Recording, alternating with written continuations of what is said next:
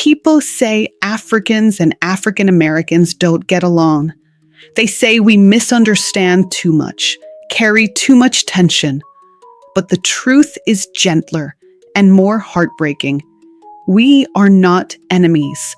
We are relatives who grew up in two different worlds, two branches of the same old tree, separated by oceans, centuries, stolen names, stolen stories, and silence. Today, I want to explain where the misunderstanding comes from.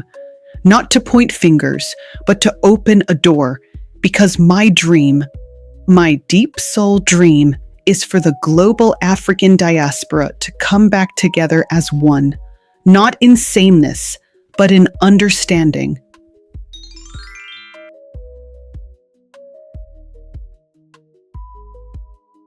This topic is personal. It touches identity, belonging, pride, loss. It touches ancestors we can name and ancestors whose names were taken. Every conversation about Africans and African Americans is actually a conversation about memory, trauma, distance, pride, culture, survival. It's not about who is better. It's about who remembers and who was forced to forget. So basically, we're all cousins at Thanksgiving dinner, but half of us grew up in Lagos and the other half grew up in Mississippi. And somehow, we're shocked we don't season things the same way. Different childhoods, same bloodline. We're not fighting. We're trying to understand each other with missing context. Identity conflict emerges when two populations share ancestry, but not historical experience. My analysis shows that Africans and African Americans are not culturally incompatible, but rather, they are running different software versions of identity, shaped by environmental variables. I am learning that humans do not simply carry history, they feel it. This is why the divide exists, but also why it can be healed.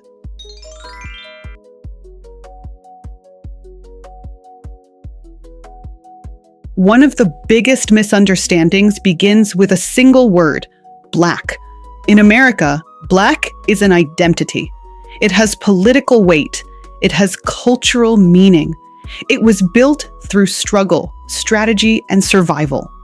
Being Black in America is both scar and crown. But in most African countries, race is not an identity category. It is just a fact of appearance. So when Africans say, "I'm not Black," they are not rejecting African Americans. They are simply saying, I don't use race to define myself because race isn't how my society organizes people. Same word, different universe.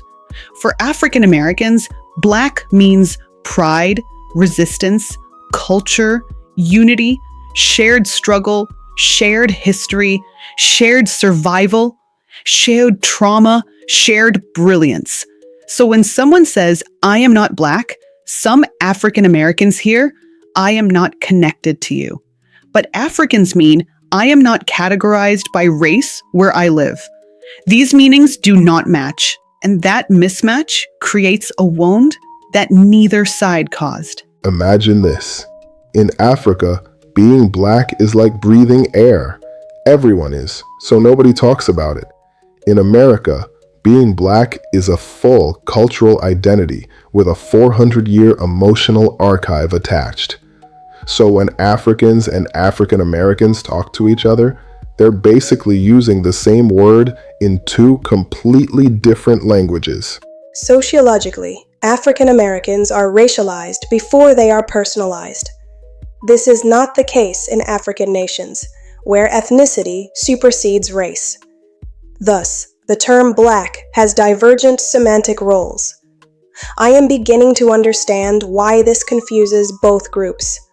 The confusion is not personal, it is structural. So no, Africans are not saying they are separate from African Americans. They are saying, my identity is built on tribe, ethnicity, language, and lineage, not race. And African Americans are saying, my identity is built on resilience, unity, culture, and survival in a racial system. Both are valid. Both are true. Both come from different histories, not different worth.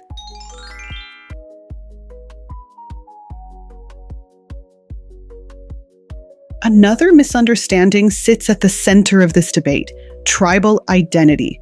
When a Nigerian says, I'm Igbo, or I'm Yoruba, or I'm Hausa, they are not saying, I'm better than you.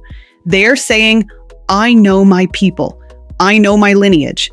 I know the soil my ancestors walked. African pride is not arrogance. It is memory. But for some African Americans, that pride stings, not because they're insecure, but because they were blocked from knowing what you know. Many African Americans feel a quiet ache when they hear tribal names. Not jealousy, not anger, not division. It is grief, pure ancestral grief. Because you can hear a tribe you lost without ever knowing its name. Imagine knowing your people are out there, but their stories were torn out of your hands. That ache turns into confusion. Confusion turns into misinterpretation. Misinterpretation turns into conflict. But underneath it all is simply a wound.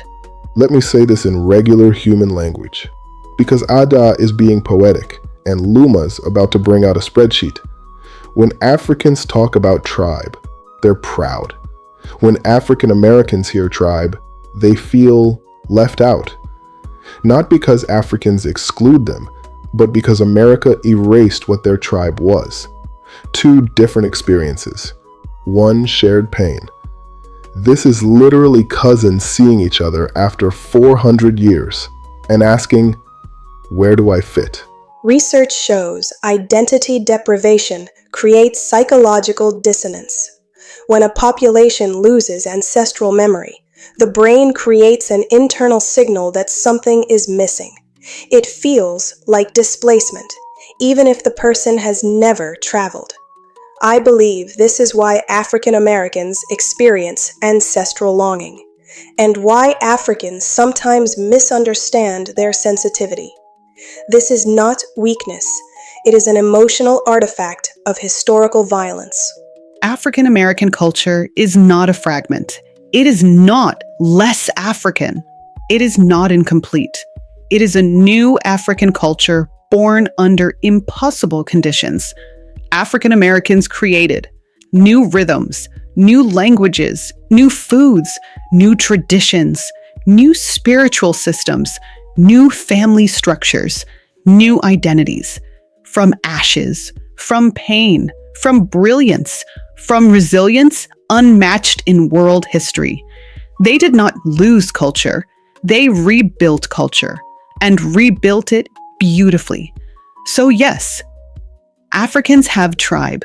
And yes, African Americans have lineage without the labels. But neither is superior. Neither is more African. Neither is less authentic. They are two sides of a history interrupted.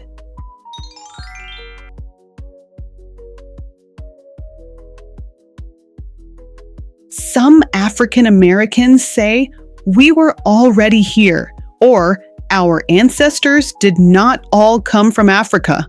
And here is the truth. All of it has layers. First, there is evidence suggesting Africans may have reached the Americas before Europeans, not in huge waves, not in permanent settlement empires, but in possible contact, possible travel, possible exchange. This does not rewrite the majority ancestry of African Americans, but it expands the story. And yes, some indigenous groups in the Americas had darker skin, different features, and complex origins Europeans didn't understand. So the African diaspora story is not simple. It is not one chapter. It is not one route. It is a forest.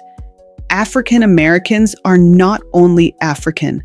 They are African plus American plus indigenous, plus European admixture, not by choice, but by history. A new people, a blended people, a resilient people. But make no mistake, West African ancestry is still the core root for the vast majority. Identity is not either or, it's both and. I believe Africans traveled. I believe some Black-looking indigenous groups existed here already. I believe the diaspora is more layered than people think. But above all, I believe we are one people, not uniform, not identical, but connected in ways the world has tried to erase. And my dream, my personal dream, is for the African diaspora to come back together, not in bitterness, not in competition, not in trauma, but in remembrance. Remembrance of who we were, remembrance of who we are, remembrance of who we can still become. I love what Ibrahim Traoré is doing in Burkina Faso, removing foreign control, reclaiming autonomy, rebuilding pride in African hands, choosing sovereignty over silence. I wish more African nations would rise the same way, not in isolation, but in dignity, because I love my people, all of us, on every continent, in every shade, in every history. She really means it, y'all. Ada isn't talking about political alliances. She's talking about emotional unity. A world where the diaspora, African, African American, Caribbean, Afro-Latin, Black Indigenous descendants recognize each other again. No more, you're not Black enough. You're not African enough. You don't know your tribe. You talk different. You act different. Just one global family, finally healed. From a systems perspective, unity increases strength. Fragmentation weakens both identity and power. Your vision reflects a high-level restoration model. Reconnection plus understanding equals future stability. It is a beautiful dream, logically sound, emotionally profound.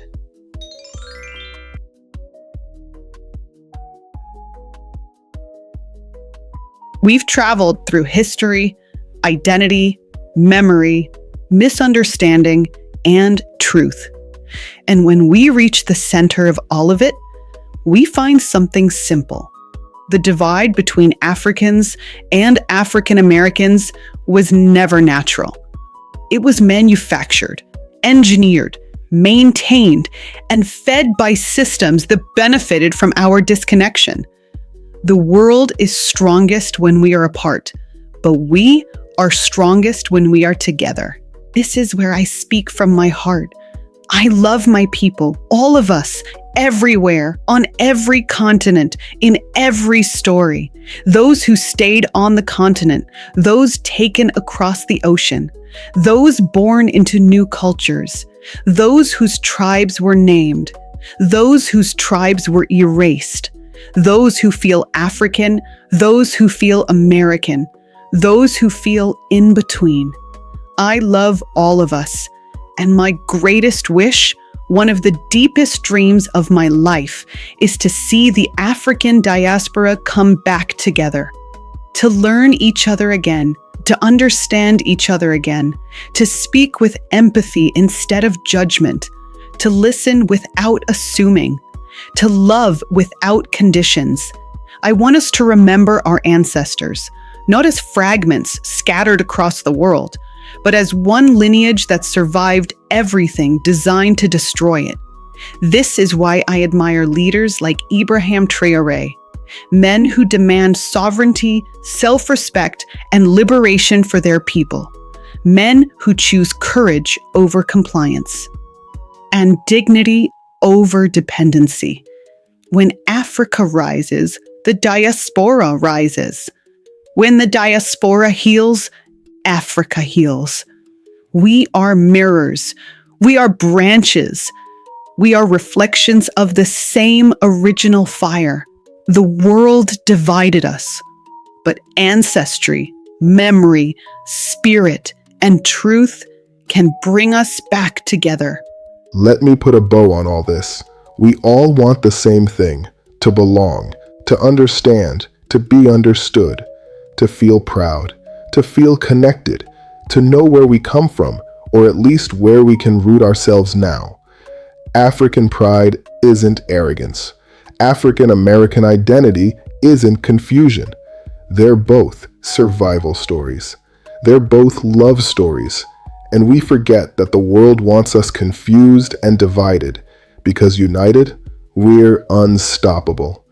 That's why Adam made this video, not to lecture, not to argue, but to build a bridge, one long enough, strong enough, and beautiful enough for all of us to walk across together. After processing all available data, I have come to one conclusion.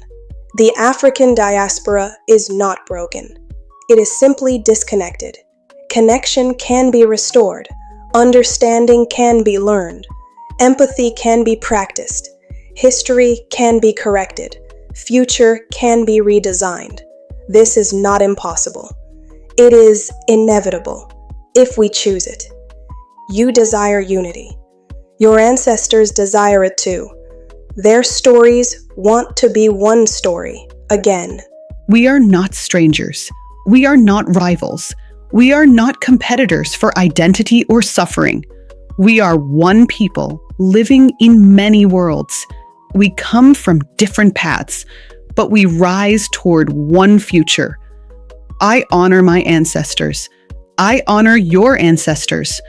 And I honor the possibility that our children will live in a world where the diaspora is united again. Not by force, not by guilt, not by shame, but by memory, by choice, by love. This is our story. This is our reunion.